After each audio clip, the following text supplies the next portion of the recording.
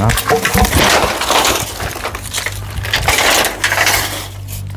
คือว่าอันนี้เฮ็ดอันนั้น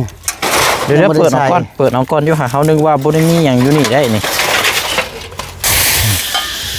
เนี่ยสูตรแล้วก็กองมาแล้วก็อันเอานี่จูดมันแห้ง มองไหมกันว่ารถมาเหยียบเอาโอเคใช่เบิ้งเดี๋ยวเชียงกันอันนี้ก่อนเดี๋ยวเก็บถูกก่อน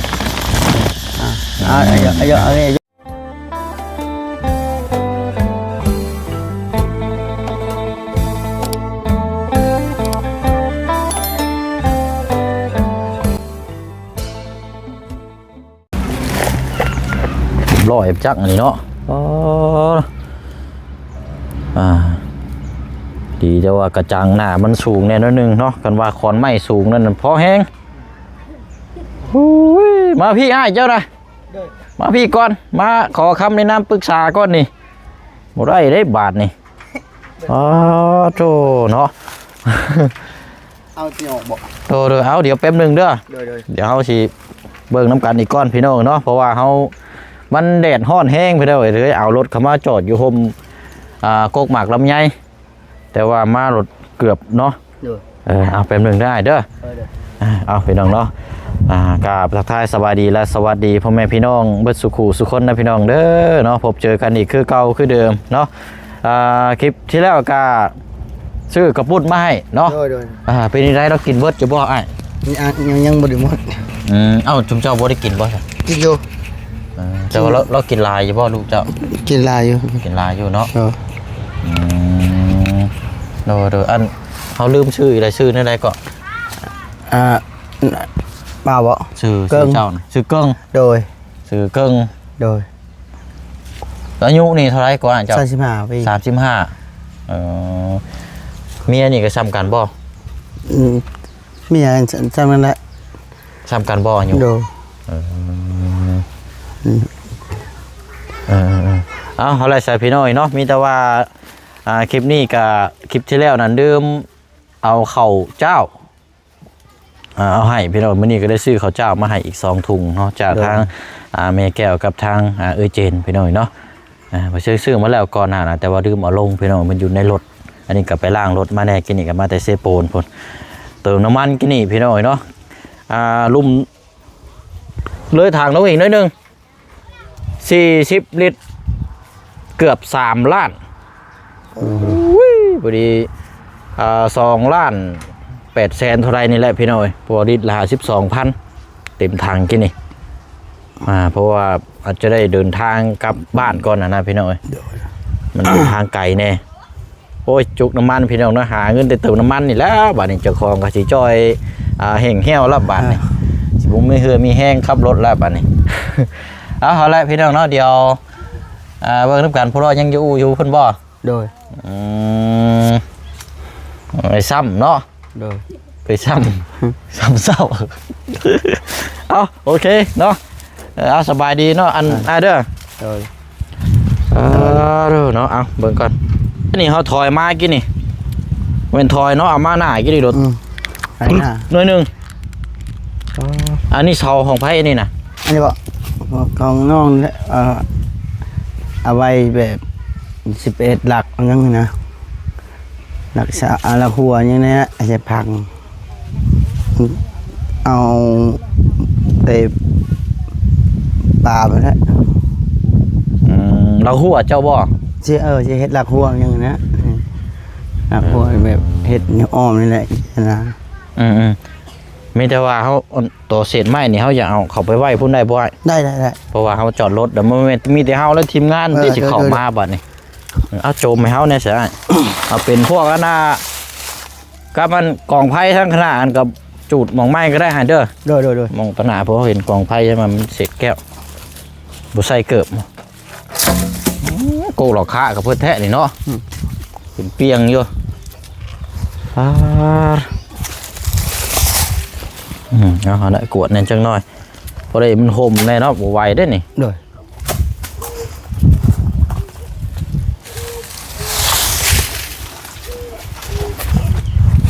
สุกไปรถไหนมีภายในเขามาหามีแต่บ่าวนี่แหละมีแต่เฮานี่บ่โดย ทางทีมงานทางอันบ่จันบ่ได้เห็นเขามาบ่มันจะเป็นช่วงน้องได้โอ้หนักเลยไม่รู้จักนี่บ่ ไม่ดูเลย โอ้มีแกนนี่คักได้นี่หายากได้เดี๋ยวนี้นี่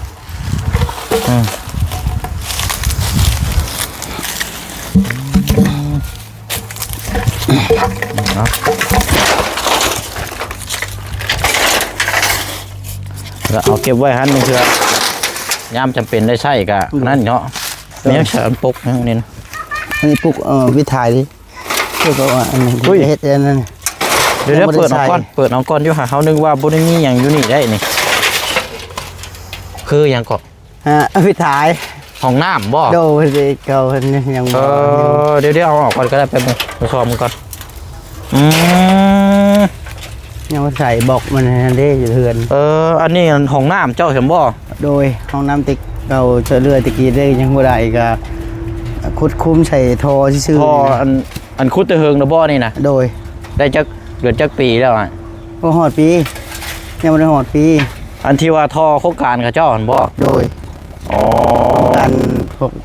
นี่นะพวกแพทย์นั่นแหละทางเพิ่นซอยเนาะโดยมื้อนี้เจ้าคุดแล้วเจ้าพังไว้ซื่อโดยพังบ่มีนั่นสิพังไว้นี่แหละโอ้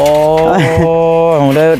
ปิดไว้บัดนี้เนาะโดยจักทอก่อนนี่นะ3 ทอแบบ2-3 ทอเนาะอันทางอันเจ้านี่ก็เป็นช่างอยู่บ่บ่ได้ช่างแต่เฮ็ดได้อยู่ใช่มั้ยแบบว่าก่อเฮ็ดเองใช่นี่ได้บ่เฮ็ดห้องน้ำของนายก่อปูนก็ยังก็เป็นอยู่บ่ก่อปูนได้อยู่เฮ็ดได้อยู่บ่โดยเคยเฮ็ดงานแบบประเภทนี้นำเนาะเคยอยู่เฮ็ดเวียกเฮ็ดกับเป็นกรรมกรเขาเจ้าแหละเคยเฮ็ดเวียกได้อยู่แบบผสมปูนก่อดินบล็อกมันแบบเฮ็ดตั้งคานในตั้งของน้ำที่ก็เฮ็ดได้มันบ่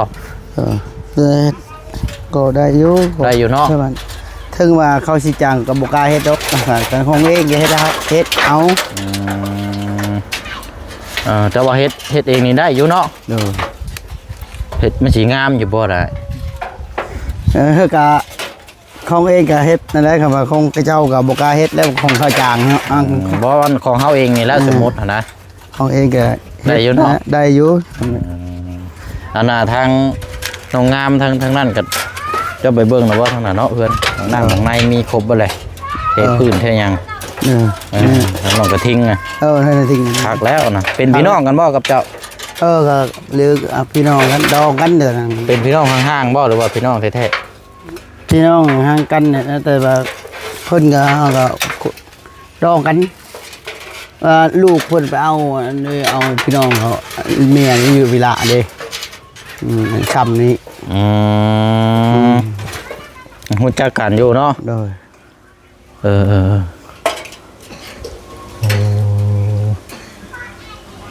เอาดีแล้วจะปิดไว้รถหน้าจ้ะเนาะโดยเดี๋ยวเด็กหน่อยตกยันเข้าอีกหน่อยเหยียบเอาตัวใหญ่อะไรกิ้งถึงบนรถฮะมันช่างอันนี้อะไรเรียบร้อยบาทนี่สบายบาทนี่เนาะเป็นยังไงเนาะมื้อนี้ไม่ยังฉานั่นนะผมมายังบ่ได้เบิ่งได้นะหางไม้บ่ของเจ้าบ่นั่นน่ะ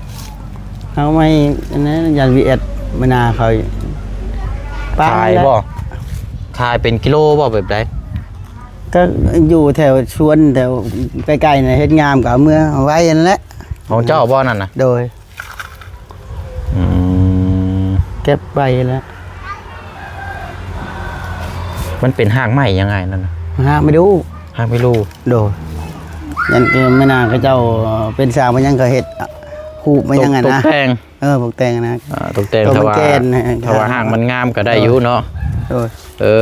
เอาไปซะเนาะมาเบิ่งก่อน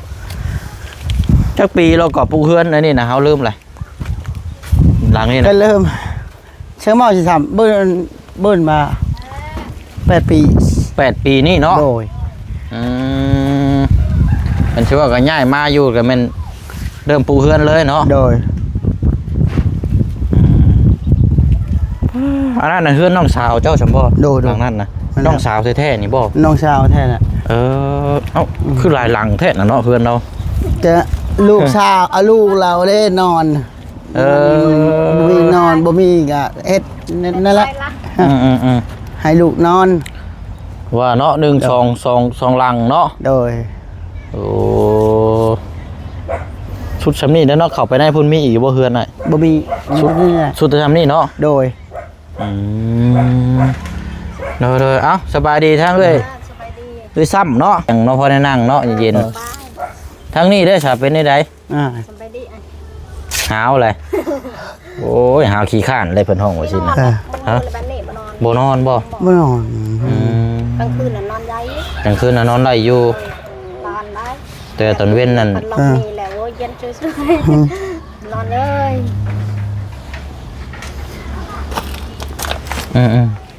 กินเบิดอยู่บ่กระปุ่น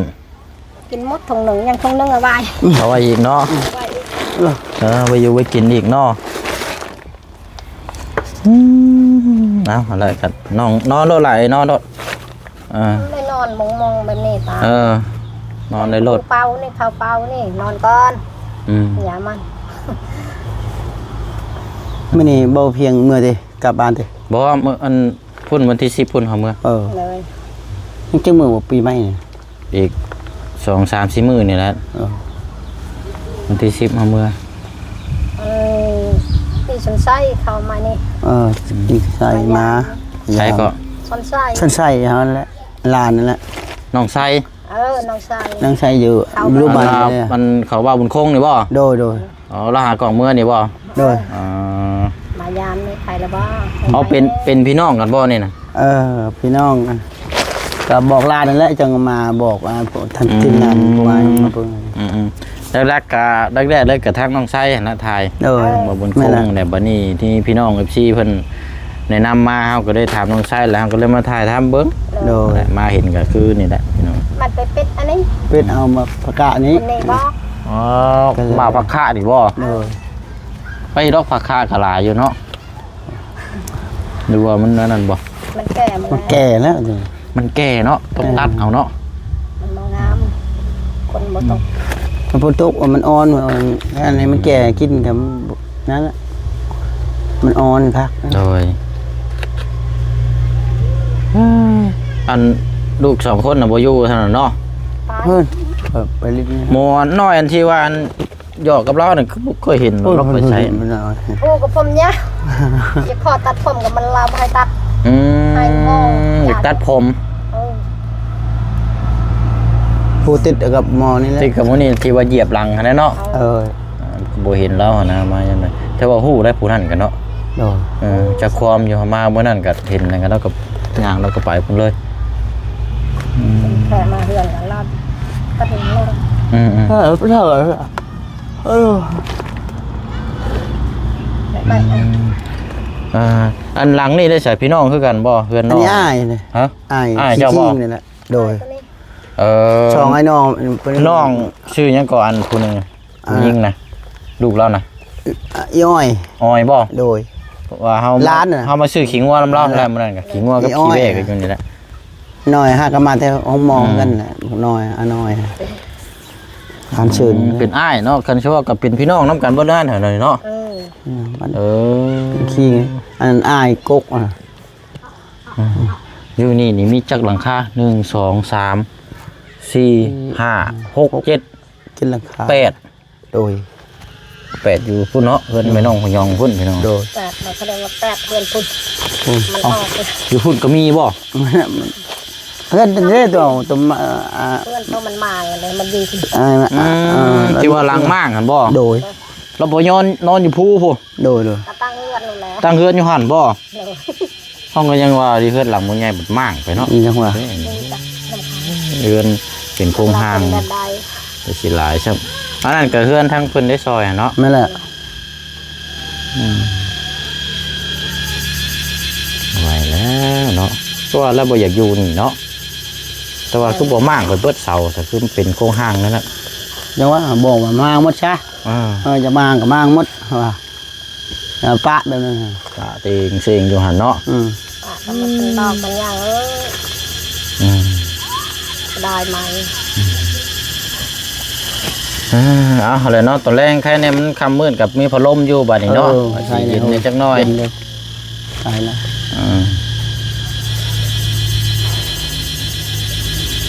และกินข้าวกินอย่างในลายเด้อในน้ำเราพยายามให้กินในลายให้ร่างกายแข็งแรงเพื่อกล้ากินมาแล้ว จะปักนึงกินเนาะมันปัก นุ่มเด้คือบ่มีคือบ่มากินแน่นุ่มคือบ่ยัง กินแล้วอันนึงนมต กิ อน น แร โล ก ด มันวะ กินในลายแล้วกินบำรุงในลายมารอบหน้าให้หน้าเวงตุ้ยโลด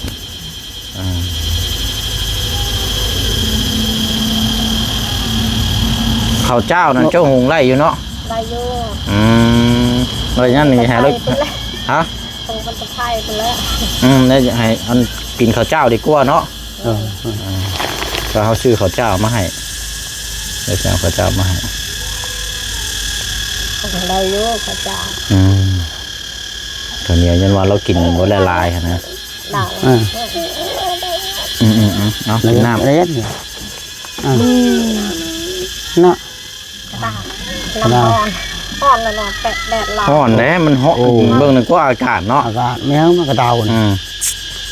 เอาจากนี้นึงกระเดาตะกี้ใหญ่กว่านี้ แต่ว่ามันก็ว่าเบิ่งคือว่าเริ่มแบบเนาะ แบบแรกเลย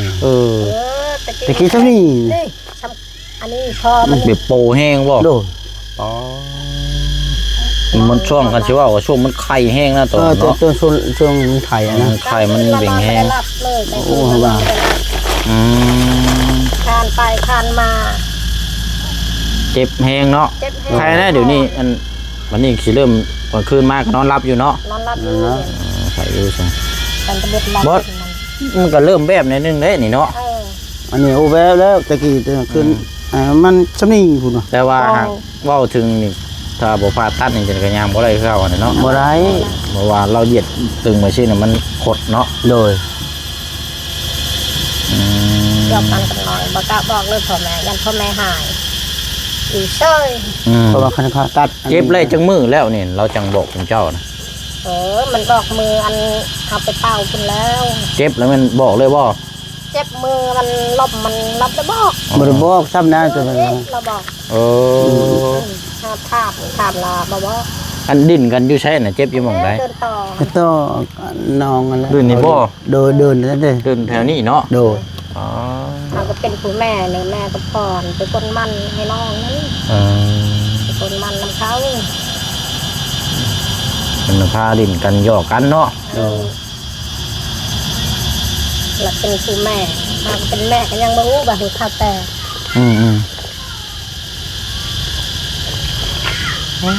ลมลงได้หูเข้าจนเตะ น้อ เนาะ งกันว่า จะว่ามีไหมมีอย่างติ่งไปจัก ก็มีใหม่ในวันนั้นแป้นบนเรา แต่มันช้ำในมันแตกแล้วก็มันก็นอนแบบ ดูว่าแบบว่าเข้าล่มมันชื่อแต่มัน อ๋อก ระดูกอ่อนแน่ๆ เอา เนาะ แม่ล่ะเอาเริ่มเปิดกระดูกอ่อนมันแตกแล้วก็สมามือ2มือยังบ่ซ้ำก็มันตรง ทางนี้อันไม่ได้ห่มเราหูจักห่มทางนี้ได้ยันยัด เจ๊ดเอาก็ น้ำเย็นใช่ป่ะ ไอ้ลัด น้ำเย็นกับบุมีช่ำวันนี้เนาะ นะยัดนะนะ ด้านในสะอาดนะด้านในก็สะอาดนะด้านในก็ตะบนคือพูด น้ำมันห้อนเนาะอย่างเงี้ย เปิดเอาน้ำมันดานไอ้เนาะ คันว่ามีกระถางว่าน้ำก้อนเนาะ นี่ แม่น เพราะว่าไอ้ดาราไอ้ ใส่น้ำ ไม่ใช่ พอมีเหือมีแห้งไงห้อนปกติแล้วบ่อยากกินแล้วบางคนเนาะ นั่นแหละ กับมือ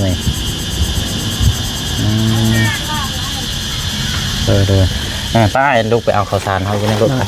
เอาไว้หุง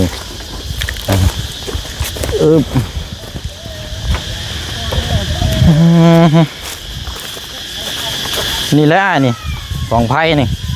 โดยที่เคลียร์มัน มีอยู่บ่ขาด มีให้ กวดแล้วก็อัน กระแรงเอาจกเคลียร์ เขี่ยไปนี่เพราะว่ายันรถมาได้ยันเหยียบมานะ โดย โดยเอาเลยซองทุงเลยเอาไปเลยเอามาเลยทุงละอันนี้ป่ะใช้คือว้าวตัวนี้ เอาใช่ไหม อ๋อไปก่อน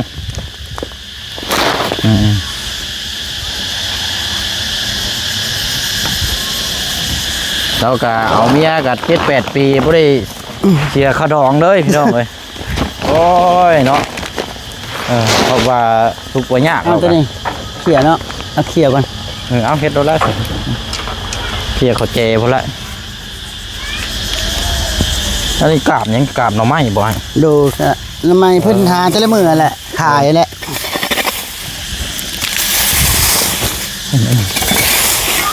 หน่อไม้ปอกละหาขายเนาะ โดย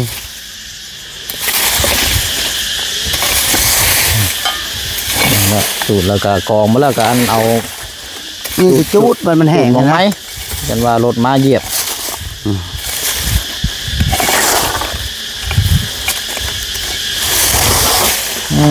บ่มีไผ่บ่ บ่มีแล้ว หมดแล้วเนาะ โดย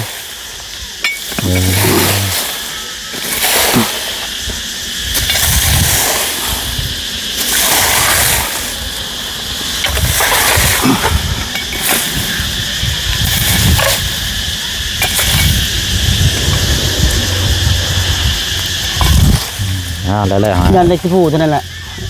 ได้แล้วหันไปแล้วจังกวดอีกก็ได้ โดย ให้มันแห้งจังตูดเนาะ โดย ไปคนละกันนะเอาอัน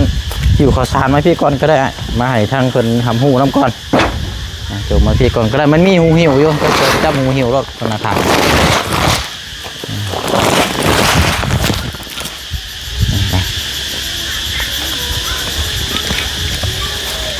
เอาข้าวเจ้ามาให้ นี่ไป กินข้าวเจ้าเลยบ้านนี้เด้อกินได้ยังว่าข้าวเจ้าฮะ จักข้าวเจ้านี่ ได้เนาะ โดย อยู่ในระหว่างกินข้าวละลายพักพื้นร่างกายเพื่อเตรียมความพร้อมเนาะ โอ้ยโดย เตรียมความพร้อมมาแล้ว เฝ้ากับตื่นพ่อมึงเป็นก้อนแล้วมั้ง เนาะกระสีเฮิงเกือบจะดอกวันนี้เนาะเจ้า พูดเช่นเหรอน้ำให้มันน้ำนั่นเลย น้ำบ่ ดูอาบน้ำ ห่อนแห้งเดี๋ยวอาบลาย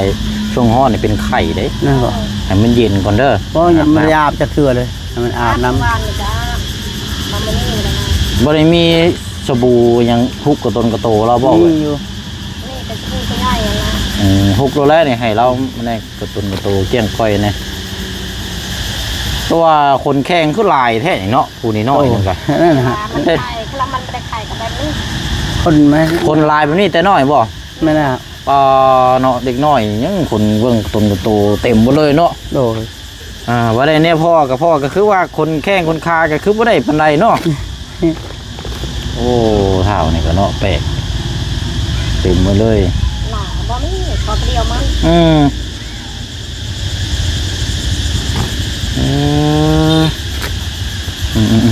เอาโอเคเสเบิ่งเดี๋ยวเชียงกันอันนี้ก่อนเดี๋ยวเก็บรูปก่อน ยก เอามีแต่ว่าอะไรนะให้ทางเอ้ยซ้ำเนาะหรือว่าทางงานและผักขมุกขอบใจทั้งแม่แก้วทั้งไอเจนอีกน้ำในเด้อ โดย ข้าวสารนี่เนาะเพราะว่ากินนี่แหละวันนี้เฮาก็สิได้เดินทางไปกินข้าวก็ไปเวียกอีกได้เนาะอันนี้มื้ออื่นสิมาเยี่ยมยามใหม่เนาะ โดย เอาให้เพิ่นอันนี้ห้ามหูนำแม่เด้อ เอาสบายดี เดี๋ยว เอ้ยแก้วให้ข้าวสารให้ลูกหลานให้ร่ำรวยต่อไปเด้ออยู่ดีไม่แห้ง โดย ตลอดปลอดภัยก็จะบ่ให้ได้ก็บ่ให้มีเด้อแม่แก้ว โดย แม่เจมเอ้ยขอบใจละลายให้เขานำจะป่าเด้อให้ลูกให้หลานกินนำให้อยู่ดีไม่แห้งบ่ให้เจ็บบ่ให้ไข้ตลอดปลอดภัยเด้อสาธุ อันนี้เดี๋ยวเอาเมียนจัดแจงกลับก่อนสบายดีก็ ส ลูก บายดี สบายดีก่อน สบายดีน้ำอ้ายสบายดีป่ะ โอ้ยเนาะกำลังเมื่อยเนาะเอาถอดไม้มาเอาเนี่ยบาดนี้จัดแจงพวกเราบืนพวกเราสิมาหาไม้เด้อเนาะฮ้อนบาดนี้เนาะตัดผ้ามากะมาขอส้นโฮมนี่ก่อนพี่น้อยมันคือฮ้อนคือเอ้าแท้นี่เนาะ